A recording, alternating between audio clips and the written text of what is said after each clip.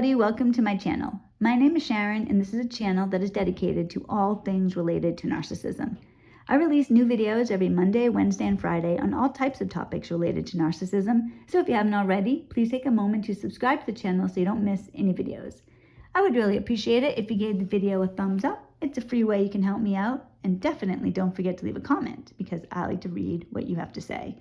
I was going to just say actually that I'm lonely making this video because Joe told me he was going to try and be here to do the video with me, but he isn't able to, so I feel lonely. But then I realized, how can I say that? Because I have little Fiona here with me. Those of you who watch my channel regularly know that I always have at least one little animal buddy with me. So I have my Shih Tzu Fiona, she's here for moral support, and Joe, barring something unforeseen, should be here on Monday's video. Today's video, though, what I want to talk about is hatred. For years now, actually I should say hatred towards the narcissist. For years now, I have felt intense, overwhelming waves of hatred for my ex. It'll just wash over me. I'll think about something he did or said or didn't do, and I want to lash out at him. I want to see him suffer. I want to watch him panic. I want to see what the fear looks like coursing through his veins. Sometimes I want to tell him off, and sometimes I'll fantasize about that. I'll be yelling and screaming at him, and in my fantasy, he's listening, he's paying attention. In real life, if I did that, he would not do that. He would not recoil away from the horror of his own actions. No, he would be excited that I hate him enough to let him know, because they just want attention at them. Hate, love, it doesn't matter. It's attention, and that's what they want. It's like that phrase, no publicity is bad publicity. It's like that with a narcissist, right? Like, no emotion is a bad emotion when it comes to a narcissist. They will take it all. But let's, for a minute, before I get too far in, I want to be real here. It's pretty much expected that you would have negative emotions towards a narcissist. Hatred, disgust, loathing. Personally, I think the most appropriate synonym for hatred is abhor. I was looking up synonyms for hatred. I see abhor, and then I saw the definition next to it, and it's like literally recoiling back in horror. Shrinking back in horror, either way. Like that, how good is that, right? Recoiling back in horror. That's abhor. So that's how we look at the narcissist. They're so vile, we instinctively pull away from a narcissist once we know what they are. They're so vile, so disgusting, that it's at least believable that they aren't fully human. That blows me away. It's believable. You can understand, even if you don't think it's true, you can understand why people consider that. Dr. Robert Hare refers to narcissists as interspecies predators. Joe is the one that first told me that, and that must have been about a year and a half ago. When he told me that, it just struck me. It was never, oh, come on. It was, oh, wow, yes, that is what a narcissist is. That's exactly what a narcissist is. Someone or something that can be believably referred to as a demon. These creatures, they're family annihilators. They destroy everyone close to them. They intentionally ruin any happiness you have. Every holiday, every birthday, narcissists rage and lie, cheat on us, steal from us, give us and our kids PTSD. You guys know this. I could go on. Narcissists are easy to loathe. But for us, what does that loathing do to us? What does it do to us inside? Can we hate someone to distraction and yet still find peace and live a blessed life? Can we justify any amount of hatred? I've been thinking about this quite a bit lately because I really believe that God brought to my attention a few days ago that my anger towards not just my ex, but his parents is really something I need to look at. And when I got that message from God, I was thinking about it the way I'd been feeling over the last few weeks. And yes, he's right. And I'm happy he brought it to my attention because sometimes these things, you don't even realize it. I didn't realize it until I got this message from God. And I thought, wow, I really do need to look at that. So we already know that hating a narcissist is natural, right? But let's talk about some other things that are natural. So it's expected. You're going to hate the narcissist. Of course. How could you not, right? With what they are. However, let's talk about things that are natural, because just because something is natural doesn't mean that it's something you have to do. This is the best example I could think of when I was thinking about something natural that I could compare it to narcissism. Let's talk about having to use the bathroom.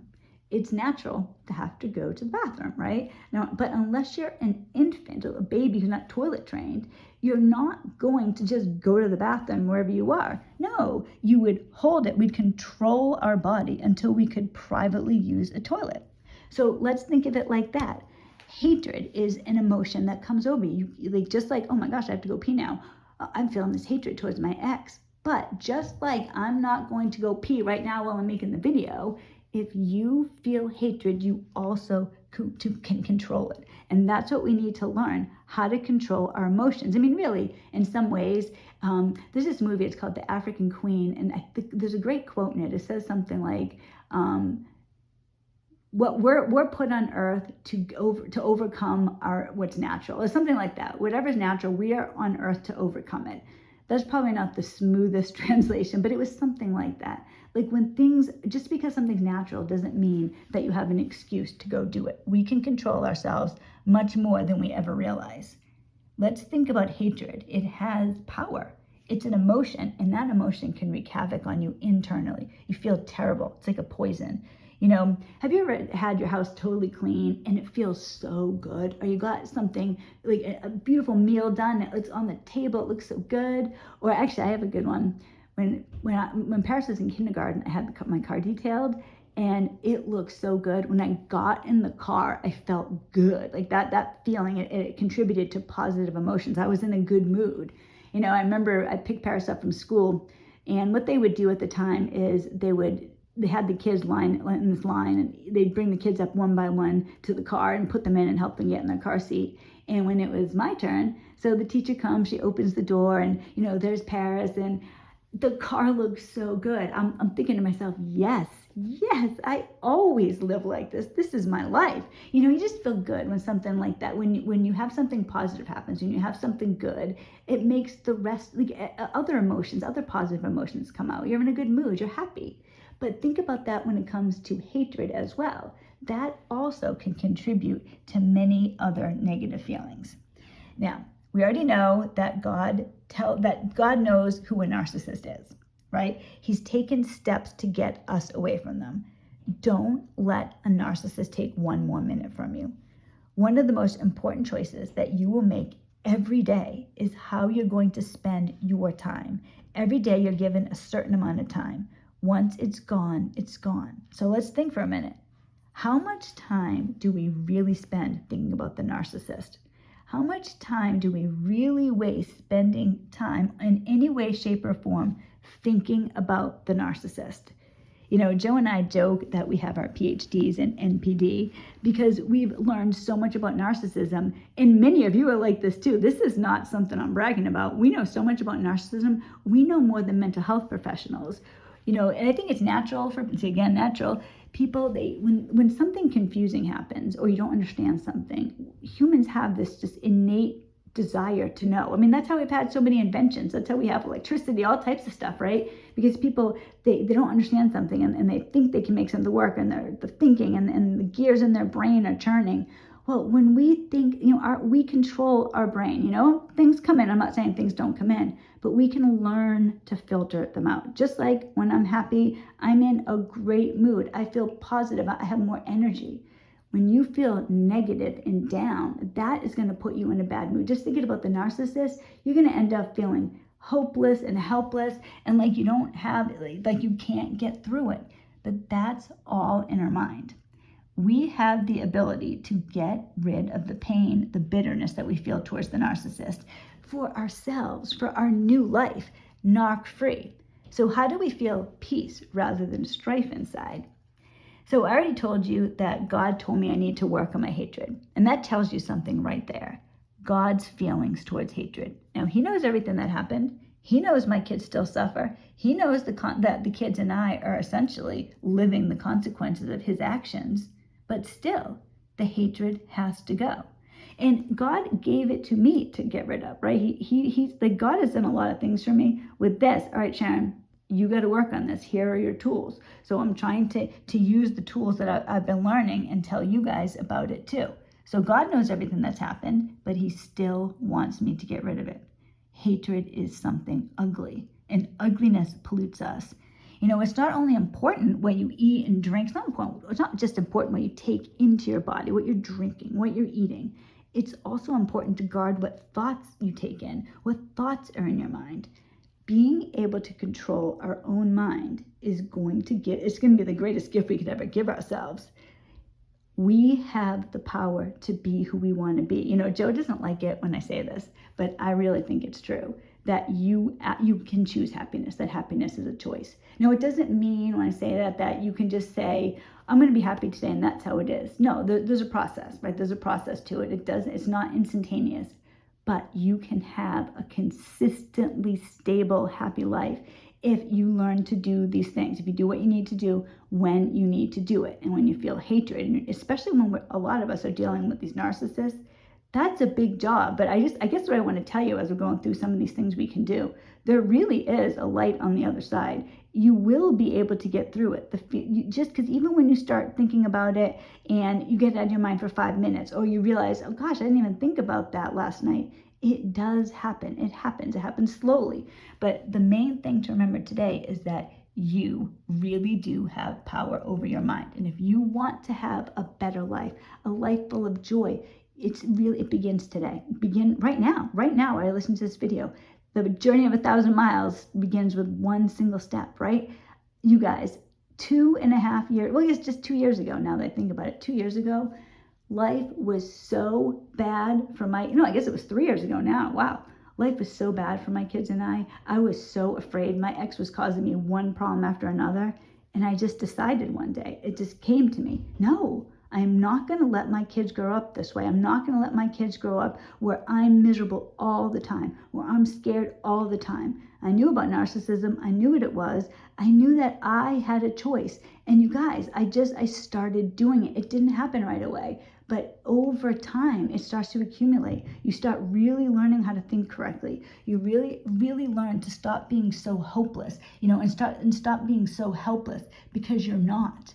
And the thing is, even when I'm talking about hatred towards my ex, it's also hatred towards other people too. I feel hatred towards not just my ex, not just his parents, but Joe's ex. I see the things that he suffered because of her. I see this. Over the summer, something happened with his younger son, and it really upset me, and it was completely related to his ex. So I feel hatred towards that too, towards her as well. And it's people that you guys are connected to as well. People will tell me things that have happened to them with their narcissist, or something that they know of from when they were a kid, or whatever it is. I feel rage. It's really on the lines of, how dare they? How dare they do that? All of us are up against a challenge. We feel depression, hopeless, we feel despair. That's all connected with the hatred. When you put positive emotions, you're really thinking about that, you're thinking about your life, your future, eventually, your time thinking about the narcissist, going down those rabbit holes, thinking of all those bad things, it lessens and lessens to the point where you really can move on and have a wonderful life. That's what I'm trying to do right now.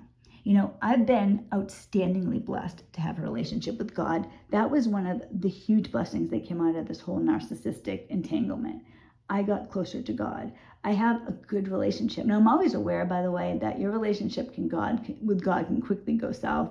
It really has to be consistently maintained. One of the ways that I do that is I talk to God throughout the day.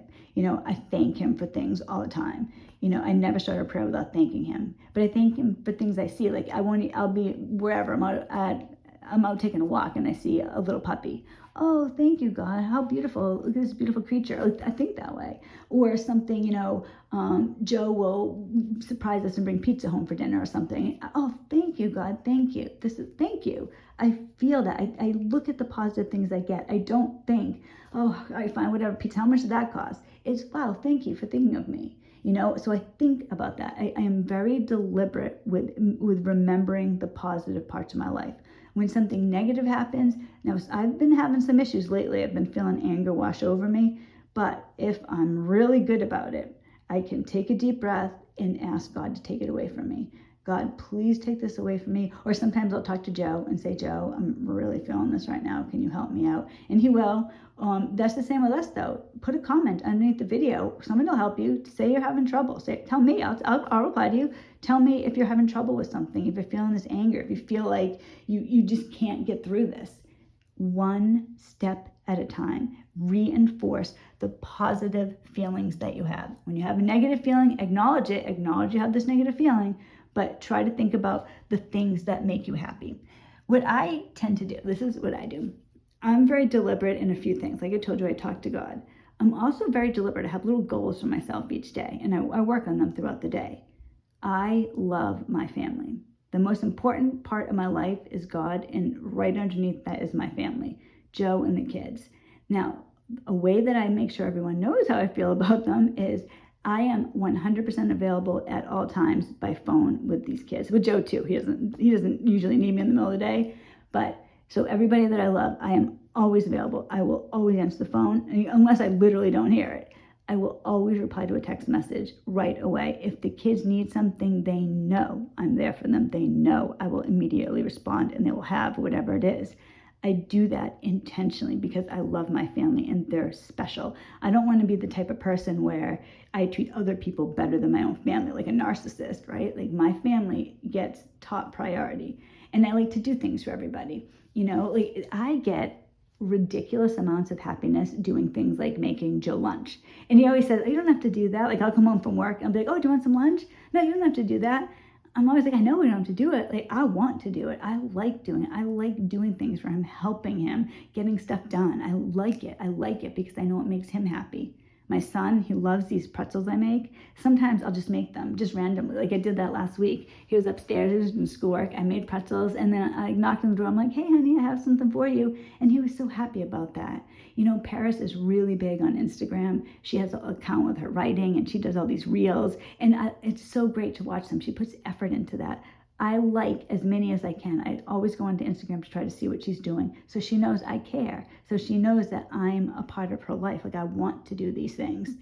Joe's younger son who lives with us, he's really into politics and the military. So we talk a lot about that. I actually have some interest in that too. So we talk about that. It's the thing that we talk about. I have something with everybody. I try to make everybody in this house smile at least once a day. So that's like a conscious effort that I do. All right. Let's see, Paris hasn't smiled yet today. All right, I got to do this. And these are all things I do because I'm trying to affirm the positive in my life. I'm trying to affirm the love in my life. I have so many blessings. I don't want to just think about my ex because it is hard. It is hard sometimes. And there's some times where I'll just go up to Joe and say, I need you to hold me right now. I just need you to hold me right now. And I need that. And it's almost like a recharge. But I get through the bad times. Lately, the bad times have really been spilling over. I've been so angry. And a lot of this, you guys, is because things have been going back and forth with a divorce. My ex can never get anything done. He can never sign anything. There's always a problem. He'll literally want one sentence changed. He's supposed to call a real estate agent. He hasn't done it. He hasn't done it. He hasn't done it. The house is supposed to be for sale in July. That house, I need the money from that house. Like Joe and I need, he's dealing with his house too. We're trying to deal with the financial mess related to our exes still today. And it's very frustrating. And it's hard when something happens, it's hard. Like the holidays are coming up. Joe and I are like, all right, this is how much we can spend on each kid. And it's not like I think we have to spoil everybody. But I guess my whole point is that our life today, both of us, is still affected by things that happen with the narcissist. We're still dealing with it. But that hatred that we feel, that bitterness, that animosity, that is going to rot us. Joe has this great saying, hatred rots the container it sits in. That's really true. If you're filled with hatred, you're going to feel absolute misery all the time. You're going to be depressed. It's going to be terrible. And it's difficult because the narcissist deserves it. But I really think deliberate thought, being aware, I talk to God all day long and still hatred seeped in. Like I said, it was really, and thank God, God brought this to my attention. I think it was really because of things that were going back and forth with the attorney. absolute ridiculous things. Like I think personally, he's just trying to delay the divorce. Like he's not trying to hold on to the marriage or anything, but he doesn't want to be able to get divorced. He wants me to stay married to him as long as possible. Now, he doesn't know how much this is affecting me. He can only guess, but I do not feed into that, because part of feeling hatred towards a narcissist is not letting the narcissist know you feel this way. There have been times I'll sit around and I'll think about things my ex has done, right? Like I'll think about, he stole $20,000 from my daughter. That's affecting her for college. She has to get loans now, and we had the money to pay for this year. But no, instead he stole that, and it's not mentioned. I'm not getting it back. She's not getting it back. It's just not. I had to pay $1,200 for my son's orthodontic care that he was supposed to pay. Still hasn't sent it. Still hasn't sent it. Still hasn't sent it. This is the type of thing that I deal with, and it's incredibly frustrating. It's so bad. But I've started to let that kind of like overwhelm me, and I'll get down, or I'll thinking about my ex and get so angry, and then I'll get mad about all the time that I lost. But if I really center myself and I bring myself to a good place, and I think, okay, and this is what I do. All right, I'm so blessed. Look where I am right now. I'm free. Like right now I'm in Joe's house. I'm looking around. I'm free. Taking a walk. I'm at work. Wherever. I'm free. I'm okay. I'm not with the narcissist anymore. My kids are going to be okay. We have a real chance for a good life. So I take that. Okay, this is this great thing I have. So I try to focus on that. Then I focus on my new life. All right, this is what I'm trying to do. I need to make everyone in the house smile today. I want to make Joe smile today. I want to have a happy family. How can I contribute to that? And so I start thinking about that. All right, you know what? Joe hasn't smiled yet today, so I have to focus on that now. Instead of being so overwhelmed with my ex, instead it's something positive. Oh, great. I heard this funny joke. I bet my son will love it. Or sometimes I'll make little things for people. Like my son really, really likes these pretzels I make. So sometimes I'll just make them because I know it's going to make him happy. I lost so much time. When you really think about how important time is in your life, that's all we have is a limited amount of time. We don't know how much time we have left. So especially for people like us who have lost so much time to the narcissist, don't let them take another minute. Focus on, you have decisions every day that you can make. All right, what am I going to spend my time on today? Am I going to go down a rabbit hole of narcissism, or am I going to try to be happy? Am I trying to try to make my family happy? Am I going to sign up for school today? Maybe I want to take a class. You know what? There's a book I really want to read. I'm going to start that. Maybe I'll start Christmas shopping. Get your mind off, and you have to force yourself.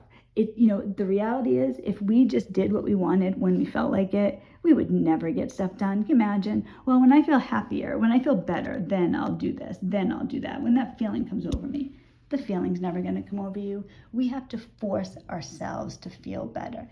Bad things happen, but we need to focus on the opportunities that we have. If you are free, you are extremely fortunate. Consider that. Life might be hard, right? But the sun is still there. When it's cloudy out, the sun's still there. You need to remember these things. It's a constant effort to put these things in your mind. It's so easy to be overwhelmed and feel hatred. I get that. Oh my gosh, you guys, I get that. I've been feeling that. Like I said, it's for other people too. It's not just my ex.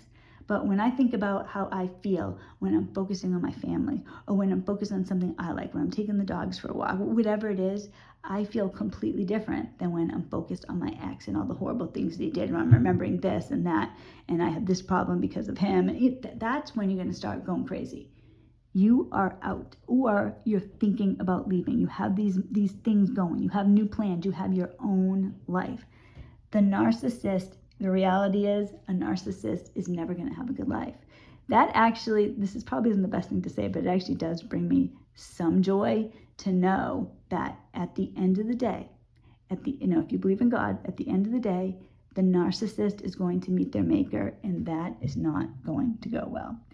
A narcissist is somebody who is pathetic, fake, a loser with no hope for anything. They have to live with themselves. Imagine that. Imagine if you had to live as the narcissist. Think about how you would feel. Doesn't mean you have pity, but it means that you don't feel like they have anything over you. Narcissists destroy. That's what they're here for. They're here to destroy. They want you to be miserable. The way that you overcome a narcissist is to take your life back and live for you, live for your kids. And the way you do it is gradually over time, changing the hatred you feel to gratefulness, to put blessings in there, to remember the good things you have, to start a new hobby. Focus your life away from the narcissist, even if it's just a little bit at first. It really does get better. You will really have a better life. All that time the narcissist took, yeah, we can't get that back. But you know what? If we focus on the past, it doesn't even exist anymore. We're not going to get anywhere. We have the present and the future, so strive for that. Thank you so much, you guys, for listening to this video. I really appreciate it. I hope this helped. Hatred it's a rotten emotion, but we, just like going to the bathroom, right? We can control our bodies where we go to the bathroom. Over time, you really can control your mind and focus on the things that you need to think of that are going to keep you in a tranquil, serene, happy state of mind. Thank you so much. I will see you guys on Monday with Joe. I hope you have a great weekend, and I guess that's it. Bye, guys.